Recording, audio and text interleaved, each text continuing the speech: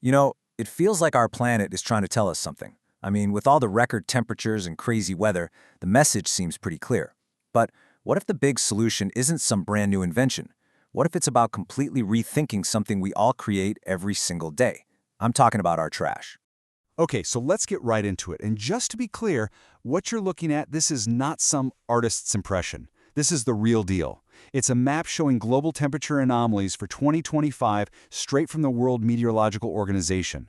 All those deep red spots, that's where temperatures have shot way, way above the normal average. You can almost think of it as a fever chart for the entire planet. And really, it all boils down to this single, crucial number, 1.43 degrees Celsius. That's how much hotter the global average temperature was in 2025 compared to pre-industrial times. And listen, this isn't some far-off prediction anymore. It's where we are right now. And frankly, it's pushing us incredibly close to some tipping points we really don't want to cross. So yeah, this data, it's not just a friendly warning. It's a full-on red alert. The very systems that keep our planet stable are under a kind of stress we've just never seen before. And hey, don't just take it from me. The World Meteorological Organization's official report puts it in, well, the starkest terms you can imagine. This is what the scientific consensus is telling us, that the climate is more out of balance than at any time in recorded history. So, the big question is, how on earth did we get here? Well, a huge piece of the puzzle is actually wired into the DNA of our modern economy. For more than a century now, we've been running on a system that was basically designed for us to throw things away. It has a name, actually, the linear economy. And it's brutally simple. You take resources from the ground, you make them into products, and then once you're done, you just waste them. They go to a landfill, maybe they get incinerated. In this model, waste is just the end of the line. Full stop. But what if we could change that story? What if waste wasn't the end? This is where the alternative comes in. Instead of that straight line, that take, make, waste pipeline, the circular economy creates a loop. You can see it right there. It's a whole system designed around reducing, reusing, and recycling. The goal is to design waste out of the picture from the very start. All right, so that's the theory. But let's see how this actually works in the real world. We're going to zoom in on one of the fastest growing economies on the planet, a country that's making a massive bet on this exact idea. Get a load of this number. $624 billion. That's the potential economic boost for India every year by 2050 if it goes all in on a circular economy. We're talking over $500 billion. So you see, this isn't just about being green. It's a huge economic strategy. And you know, the benefits go way beyond just money. Think about this. Adopting these practices could cut India's greenhouse gas emissions by a whopping 44%. And on top of that, it could create somewhere between 10 and 15 million new green jobs. We're talking jobs in recycling, repair, bioenergy, the works. This is literally what a sustainable future looks like when you put it on a spreadsheet.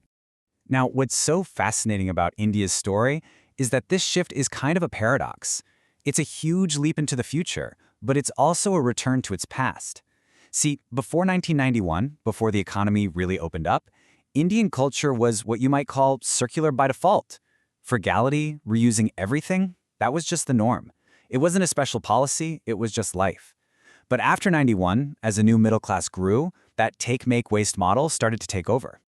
So the real challenge today is to figure out how to mix that modern economic ambition with that older traditional wisdom. And let me tell you, there's a whole wave of amazing innovators who are doing just that. They're proving that old saying, waste is really just a resource in the wrong place. So, let's look at a very specific and kind of unique problem. In India, tons and tons of flowers are used in temple rituals every single day. But what happens to them afterwards? Well, most of them get thrown into rivers. And the problem is, these flowers are covered in pesticides, which then leach into the water and poison it. It's a huge, huge environmental headache. But this is where the genius comes in. A startup called Fool, which by the way literally means flower, looked at this problem and saw a golden opportunity. First, they collect all that floral waste from the temples. Then they upcycle it into things like charcoal-free incense. But they didn't stop there. They even developed this incredible vegan leather alternative they call Fleether. It's amazing. They're literally turning pollution into profit. And Pool is not alone, not by a long shot. You've got companies like Banyan Nation using AI to turn old plastic into stuff that's almost like new. You've got huge companies like Tata Steel creating apps to digitize scrap metal collection. Even Mahindra has launched the country's first proper, organized facilities for recycling old cars. This whole waste-to-wealth thing, it's happening, and it's real. So, look, it's a really exciting vision, right? But it does beg the question. If the benefits are so obvious, both for the economy and the environment, what's holding us back? Why isn't this the standard everywhere right this minute? Well, to start answering that, let's bring it back to, well, to us, to the consumer. I mean, we all want to do the right thing, don't we? But as it turns out, the answer's a little more complicated than a simple yes. And this chart, this just nails the problem. Take a look. Research shows that a massive 84% of us say we prefer to buy sustainable products. But when you look at who actually does it consistently, that number drops all the way down to 27%. It's what experts call the intent-action gap. We mean well, but things like price, convenience, or just not being sure what to trust get in the way. And it's not just about our shopping habits. There's some huge structural roadblocks. For one, India just doesn't have the infrastructure yet to properly process most of its waste. Then there's the fact that over 90% of waste collection is handled by millions of informal workers who need legal protection and safer conditions. And of course, there's the money.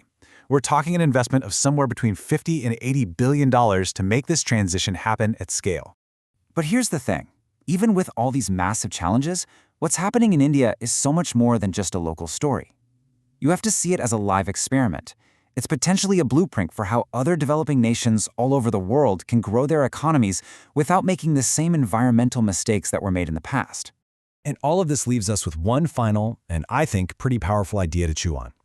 The whole concept of a circular economy, all of it, really just hinges on one simple shift in how we see things. It's about this question.